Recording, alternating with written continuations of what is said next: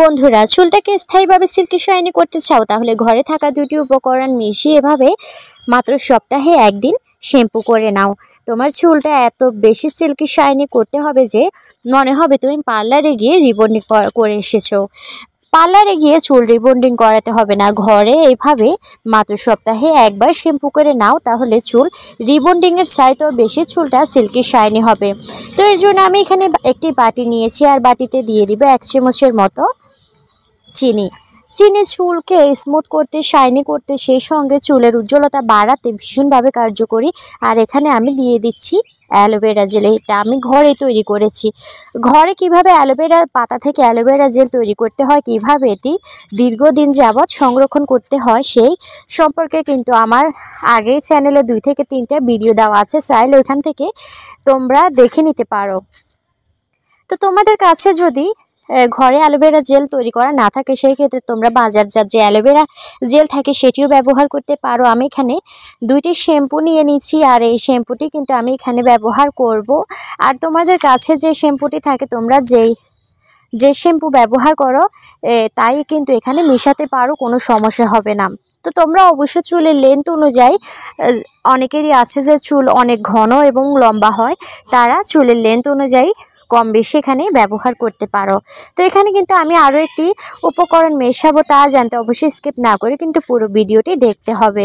তো এখানে যে কাজটি করতে হবে, প্রথমে 3টি উপকরণ ভালো করে মিশিয়ে নিতে হবে। তুমি যদি মাত্র সপ্তাহে একদিন এটা এভাবে শ্যাম্পু করো, চুলটা এত বেশি সুন্দর হবে যে তোমার পার্লারে যেতে হবে না জীবনেও, এবং স্থায়ীভাবে সারা জীবন কিন্তু তোমার চুলটা সোজা, সুন্দর এবং ঝলমলে অনেক বেশি সিল্কি থাকবে। পার্লারে গিয়ে যখন আমরা চুলটা রিবন্ডিং করাই, সেই ক্ষেত্রে আমাদের কিন্তু 2 থেকে 3 মাসের বা 1 মাসের মেয়াদে চুলটা রিবন্ডিং করিয়ে দেয়, এবং তারপরে কিন্তু চুলটা আবার আগে যেরকম ছিল সেই রকমই হয়ে যাবে। তুমি যদি সব সময় প্রত্যেকটা সপ্তাহে এভাবে একবার করে শ্যাম্পু করতে পারো, তাহলে কিন্তু তোমার স্থায়ীভাবে চুলটা সিল্কি থাকবে। তো এখানে আমি লেবু দেওয়ার কারণ হচ্ছে, শীতে অনেকেরই মাথায় অনেক বেশি খুশকির সমস্যা, চুলকানির সমস্যা হয় এবং উকুনের সমস্যা হয়।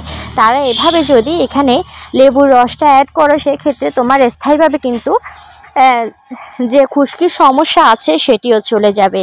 তো এভাবে মাত্র সপ্তাহে একদিন এই সমস্ত উপকরণ মিশিয়ে যদি শ্যাম্পু করতে পারো, চুলটা এত সুন্দর হবে, একেবারে কোঁকড়ানো চুলও কিন্তু স্মুথ সিল্কি শাইনি হয়ে যাবে। এইভাবে মিশিয়ে মাত্র তোমরা যে কাজটি করতে হবে, শ্যাম্পু করে নিতে হবে।